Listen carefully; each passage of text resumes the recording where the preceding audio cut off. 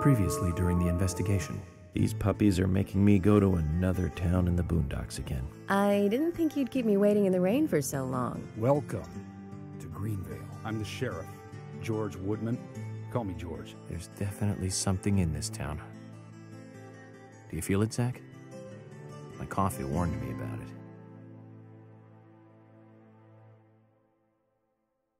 Hey there everyone, and welcome back to Let's Play Deadly Premonition. The Greenvale General Hospital is down the road by the lake. It's too far to walk. Come on, get in the car. If I'm riding in a car, George, I prefer to be the driver. Can you provide a car for me? What are you talking about? You don't even know how to get there. Which is another good reason for me to drive, George. I need to learn my way around town. Oh, man. Very well. Then I'll ride with you. I want to keep an eye on you. Fair enough. Just one thing, Agent Morgan. Your involvement in this case is limited. That means you don't have to learn your way around town.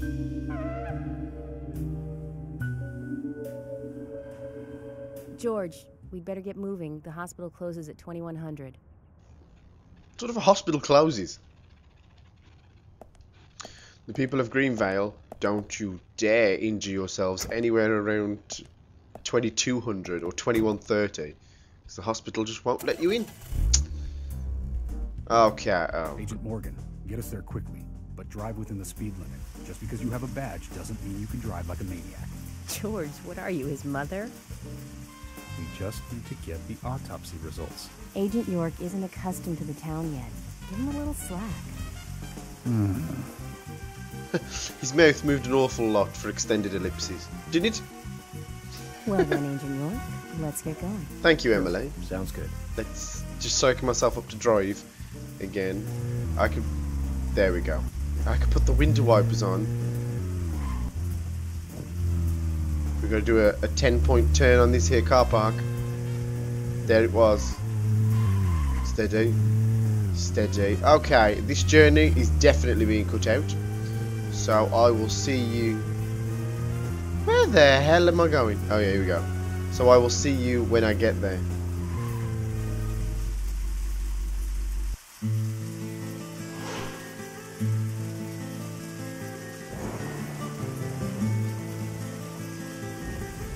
That's a pretty big hospital.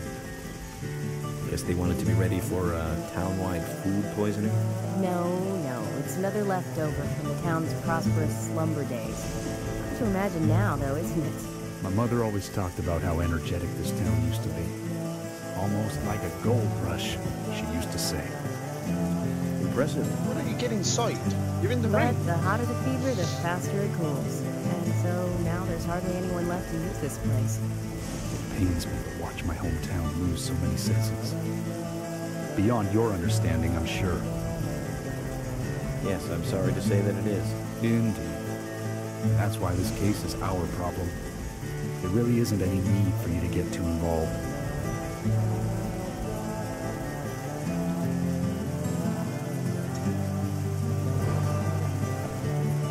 I just don't care that it's raining.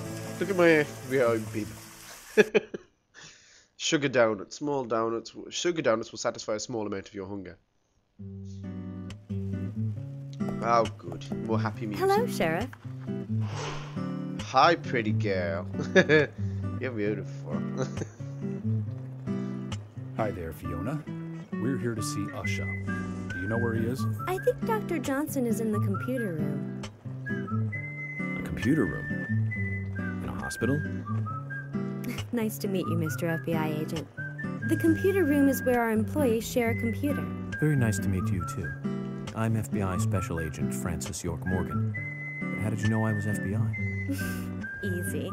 None of the police in this town wear cologne. Besides, that scar on your face is the biggest rumor in town. Rumors get exaggerated as they spread, even in the countryside.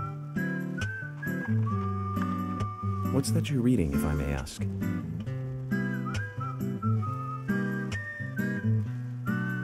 You haven't heard of this yet? It's a recent bestseller mystery. It's set in the U.S., a small traditional North American town close to the Canadian border. peaceful, traditional place. However, that peaceful town is shattered by a terrible crime, the murder of a local girl. And that incident causes grief and sadness to everyone in town. But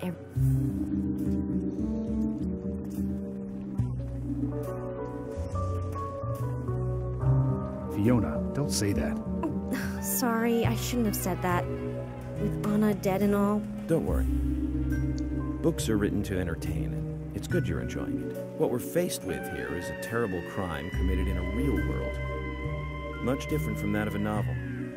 So there's no need to apologize. thank you, Agent York. Okay. Oh, we could talk to someone. Hello, Fiona. Let's have another chat.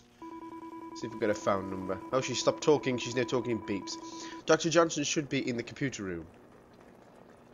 I think she blew us off, folks. I think she blew us off. Emily, you're another pretty lady. Beep, beep, beep, beep, beep. Why are people talking like that? Why? What's going on? You're all weird. But I am going to watch the television. Hello, TV. Check the weather. Nice weather this morning, but it will rain the whole afternoon. Extra for checking the weather. Right, where's the toilet? Because I should get a massive pay bonus for taking a piss. Here we go. We're going to go this way, because the big... Looks like the door wasn't locked. I didn't mean to press observe. Ka-chum. Another creaky door. Let's go on in. Ooh.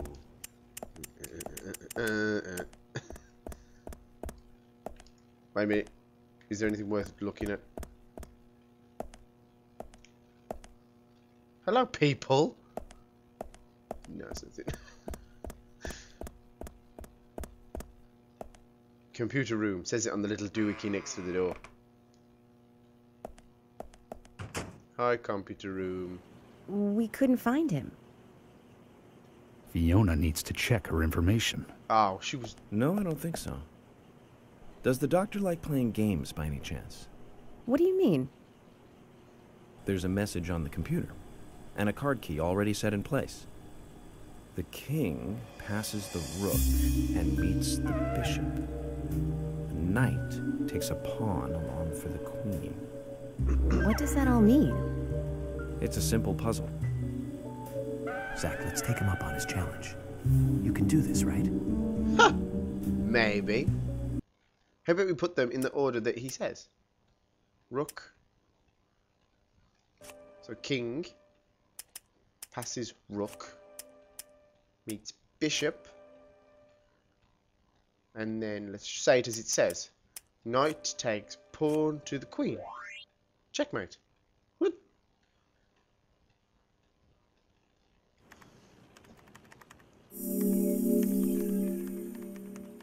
The doctor awaits below with the deceased. Another code? But there's nowhere to insert a password. More games. I'm going to get Fiona to call Ushah up here right now. No need, George. The message appeared with the card key. It's telling us where to use it. This is not the time to be joking around, Agent Morgan.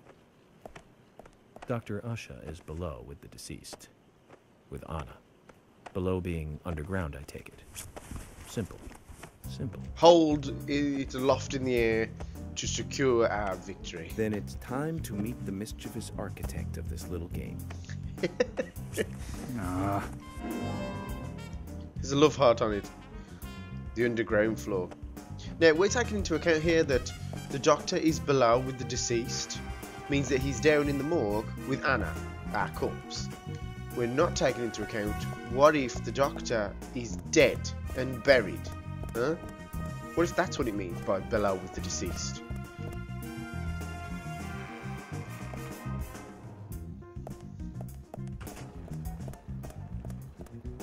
Come on.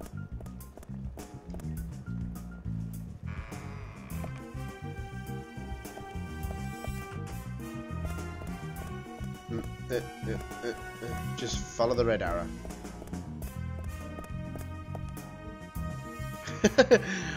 According to the arrow, there should be a hole in the floor somewhere around here.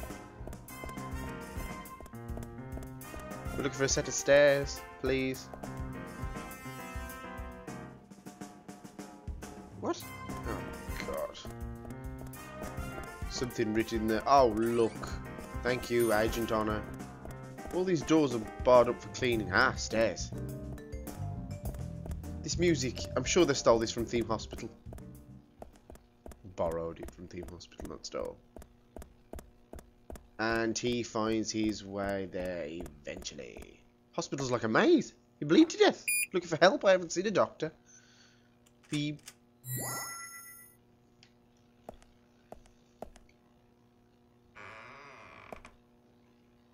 Hello.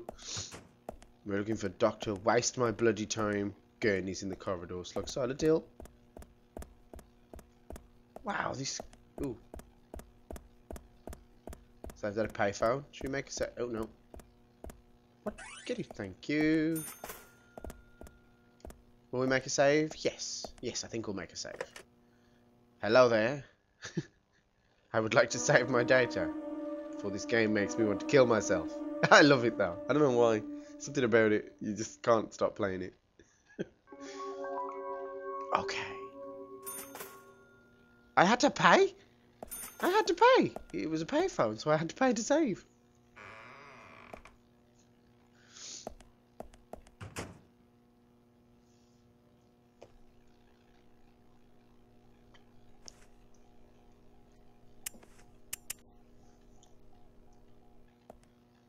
Ushah, sorry to keep you waiting.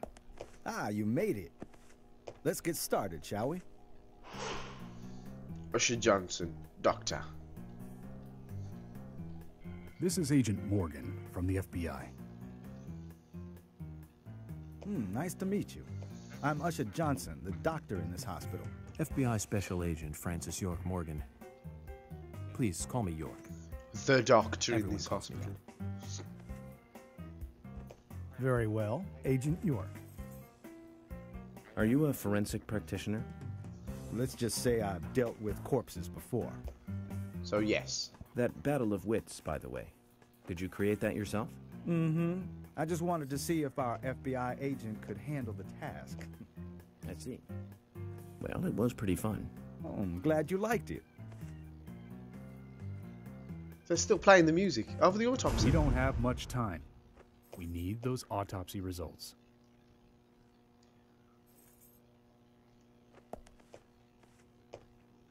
Next time, try challenging us without obstructing an investigation. You've angered the monarch. Ooh, we've angered George. From the onset Serious of rigor music. mortis, the stiffening of the muscles, the time of death is estimated to be between 20 and 2200 hours. Now, that's still quite early for such a crime to take place. Note that there are 2 exterior wounds, pressure marks around the neck, and a long cut running from chest to abdomen. Blood marks on her right hand tell us she was gripping something round.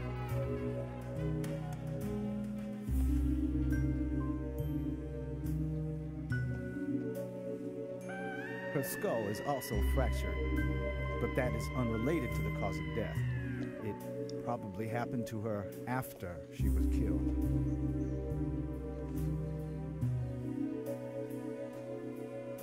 Now, I first thought death by suffocation due to the marks on her neck. That's strangulation. But after further investigation, I now have a different conclusion. The direct cause of death was loss of blood from the wound.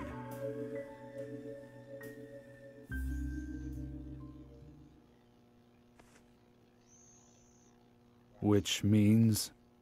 She was cut up while she was still alive. Yes, a sharp knife was used. It was inserted beneath the sternum and then quickly sliced downwards. The excessive loss of blood from her internal organs is what actually killed her. Her nails are clean, and with no skin cells from the attacker. She also doesn't appear to have been bound nor badly beaten. She was apparently killed without resistance.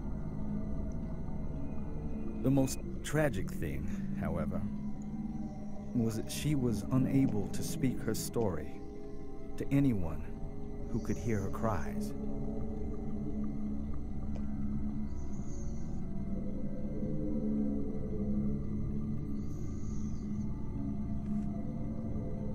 perpetrator cut out Anna's tongue? Well, I believe she was drugged first to phase her consciousness, and then the killer killed her. Now, the killer most likely has a deep, traumatized past concerning women. He probably cannot converse with them normally. Cutting out the tongue suggests a very lonely individual. Either that, or a truly hardcore sadist. He must get off on watching women suffer, especially when they can't answer back. Now, he watched as the blood pumped from her body, as she gradually grew cold. A case in Seattle in 1985 was much like... Ushah, please, limit your report to your findings as a doctor. Criminal profiling is my job.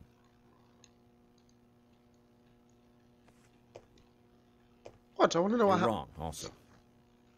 Anna died fully, deeply, painfully aware of what was happening to her. But, Tell me, what time did it stop raining on the night Anna was killed? Who'd know that? Just before I went to bed, right after the movie on TV ended, so around 1 a.m.? Logical What movie steps. was it? An American Werewolf in London. Directed by John Landis, 1981. So the rain stopped, accompanied by the ending song, Blue Moon. George, would you mind if I examined Anna myself? What more do you hope to find? I'm just gonna... I'm sure I mentioned that I have a personal interest in cases like these. Oh, good. Look, observe. Alright then. Is this gonna get gritty? There you go. Look at her pale, cold green skin. Traces of evaporated liquid around the eyes. She must have cried before she was murdered. Well, yeah. What's this? Judging from the impression, she was holding something in her hand when it was removed around 6 hours after death. The object was circular, with a relief shaped like a peace mark. She's neatly wearing fake fingernails. Beautiful blonde hair, stunning even in death. The tongue has been removed. Look at the edges of the stump. Oh, good. It's getting grisly. It's getting grisly. That's what she needs. She needs a bandage. A flexible fabric, heart-shaped bandage. From her lack of resistance, I'd say that Anna's injuries happened very quickly. Unable to speak, she was then left to cry herself to death. Zach, it's all starting to come together. What? The perpetrator stayed with her for at least 2 hours until it stopped raining. At the estimated time of her death, it was still raining, but you can still see tear marks on her cheeks. That means she was killed under a roof somewhere. She was then carried into the woods after it stopped raining. There's one other thing. Her tongue was removed with a very blunt knife. In fact, it's more likely it was simply chopped off. Ushah, are you a passionate man? Well, not particularly, but I am man enough should the moment call for it. George, how about you? I'm very passionate. Yes. Especially when it comes to women. But I don't see what that has to do with anything. George, the perpetrator is just like you. He's passionate about women. He's a passionate kisser. This was a kiss of death. The perpetrator Bit off Anna's tongue. Damn. We'll never get a dental print from a wound like this. But this is still a big lead.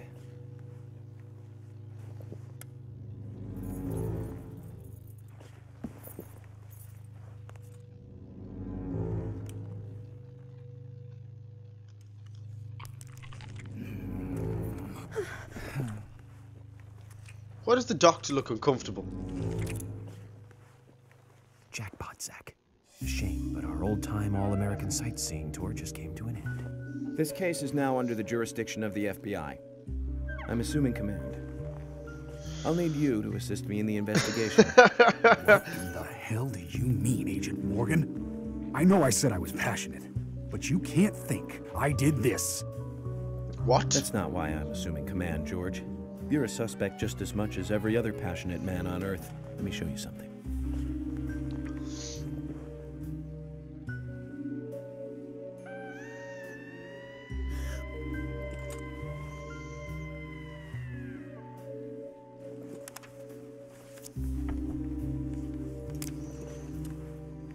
Whoa. There you go. Amazing, huh? I'm sure you have a lot of questions, but most of the details are top secret. George, Emily, we should be going. No need to stay here any longer. Okay. I have to sign the release. Just give me a moment. Very well. I'll go on ahead. I can't take it any longer down here.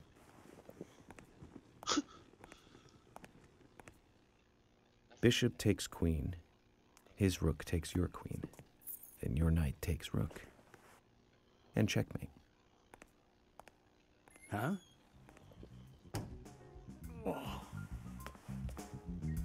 He's in love. You love me, don't you, Ushah? Yeah, you do. My first victory in the Grandmaster ranking.